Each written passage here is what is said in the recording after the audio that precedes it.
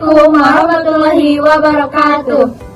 Hai kids, this is your mom.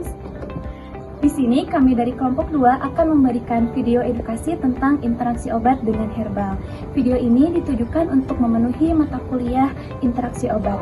Sebelumnya, perkenalan diri terlebih dahulu. Perkenalkan, nama saya Rahila Umdatul Korina. Saya Salsabila Maulina Putri. Saya Sheila Putri Abranisa. Dan ada satu rekan kami yang bernama Gifari Sukmara.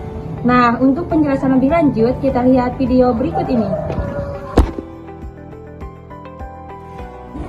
Nah, teman-teman, di sini saya akan menjelaskan mengenai interaksi obat dengan herbal. Sebenarnya, interaksi itu bukan hanya dengan herbal, ada dengan makanan, obat, atau penyakit-penyakit tertentu. Nah, sebelum ke materi itu, apa sih interaksi obat itu? Nah, interaksi obat itu merupakan suatu aktivitas obat yang dapat menimbulkan efek, di mana efek itu dapat merugikan atau bahkan menguntungkan. Nah, selanjutnya mengenai obat herbal. Obat herbal ini merupakan suatu bahan baku yang berasal dari tumbuhan, di mana bahan baku ini bisa memberikan khasiat kepada tubuh manusia. Antara interaksi obat dengan herbal. Interaksi obat dengan herbal ini dapat menyebabkan bioavailabilitas, di mana dapat memberikan efek baru atau bahkan dapat menyebabkan toksik dan dapat menurunkan efikasi obat. Farmakodinamik merupakan suatu interaksi yang terjadi antara obat-obat yang mempunyai efek samping serupa ataupun berlawanan. Interaksi ini disebabkan oleh kompetisi pada reseptor yang sama atau terjadi antara obat-obat yang bekerja pada sistem fisiologi yang sama. Interaksi farmakokinetik merupakan interaksi yang dapat terjadi ketika obat dapat mempengaruhi proses absorpsi, distribusi, metabolisme, dan ekskresi, atau yang dikenal dengan ADME, daripada obat lain, sehingga dampaknya dapat meningkatkan atau mengurangi efek farmakologis salah satu dari obat yang dikonsumsi tersebut.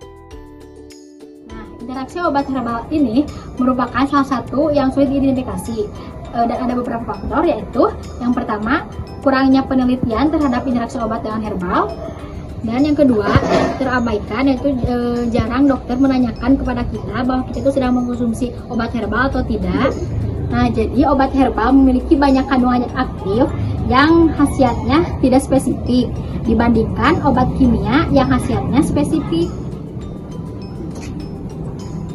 Hei, kamu kenapa? Aku tuh lagi sedih, aku tuh lagi sakit. Emang mama kamu sakit apa sih? Sakit diabetes. Tapi udah ke dokter kan? Udah, dokter beri obatnya itu metformin. Kamu tahu gak apa aja selain obat metformin? Kalau kata aku mah cobain aja pakai obat herbal. Soalnya semasa aku di kampung dulu, tetangga-tetangga aku itu kalau ngobatin diabetes itu biasanya pakai buah pare. Kamu tahu kan buah pare? Iya, tahu. Kalau cara pengolahannya itu kayak gimana? Direbus aja, nanti dibuatin busa. Oh iya. Nah, teman-teman, informasi dari video sebelumnya itu tidaklah salah, tetapi dapat membahayakan jika diberikan dalam dosis yang tidak tepat. Obat metformin dapat dikombinasikan dengan buah pare dan dapat menurunkan kadar gula darah di dalam tubuh. Nah, metformin ini merupakan salah satu obat diabetes tipe 2 yang merupakan obat limit pertama dari diabetes tipe 2 ini. Mekanisme kerja dari obat metformin ini yaitu akan meningkatkan aktivitas hormon insulin dan akan menurunkan pembentukan kadar gula darah di dalam hati, dan juga akan menurunkan penyerapan gula darah di dalam usus. Begitupun dengan buah pare. Buah pare ini mengandung metabolit sekunder. Metabolit sekundernya itu yaitu ada saponin dan juga polisakarida, yang mana polisakarida dan saponin ini juga dapat menurunkan kadar gula darah di dalam tubuh. Nah, jika dikombinasikan antara metformin dan juga buah pare ini, memang benar, menurut penelitian dapat menurunkan kadar gula darah di dalam tubuh. Tetapi harus hati-hati jika diberikan dalam dosis yang tidak tepat. Nah, menurut jurnal penelitian yang sudah kami baca, jurnal penelitian itu meneliti kepada hewan mencit. Nah, di jurnal itu diuji coba bahwa si obat metformin ini ketika diberikan dalam dosis 1 kali sehari dan dikombinasikan dengan buah pare dapat menurunkan kadar gula darah di dalam tubuh. Tetapi pada saat diberikan dosis 2 kali sehari dengan buah pare, itu menyebabkan mencit tersebut mengalami mengalami hipoglikemia ataupun terlalu rendahnya kadar gula darah di dalam tubuh mencit tersebut.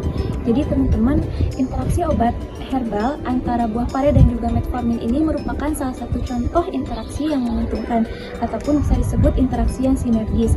Sinergis itu ketika satu obat akan memberikan atau memperkuat efek obat yang lainnya, tetapi hal tersebut juga dapat membahayakan jika diberikan dalam dosis yang tidak tepat. Sudah saya tadi sebutkan bahwa ketika obat metformin diberikan 2 kali sehari dikombinasikan dengan buah pare akan menyebabkan hipoglikemia atau terlalu rendahnya kadar gula darah di dalam tubuh. Selanjutnya ada contoh interaksi yang merugikan. Yang pertama ada ginkgo biloba. Interaksi antara ginkgo biloba atau yang berfungsi untuk menghambat faktor pengaktifan platelet dengan obat yang memiliki efek sebagai antikoagulan atau antiplatelet seperti aspirin dapat memperhebat terjadinya pendarahan. Yang kedua ada Echinacea. Echinacea biasanya diindikasikan untuk meningkatkan imunitas. Penggunaan Echinacea bersama dengan obat ketoconazole atau obat anti jamur dan isoniazid untuk mengobati penyakit TBC dapat menyebabkan liver toxicity. Cukup sekian video edukasi yang dapat kami tampilkan. Mohon maaf bila banyak kesalahan dan semoga bermanfaat. Jangan lupa di like, comment, and share. Terima kasih. Wassalamualaikum warahmatullahi wabarakatuh.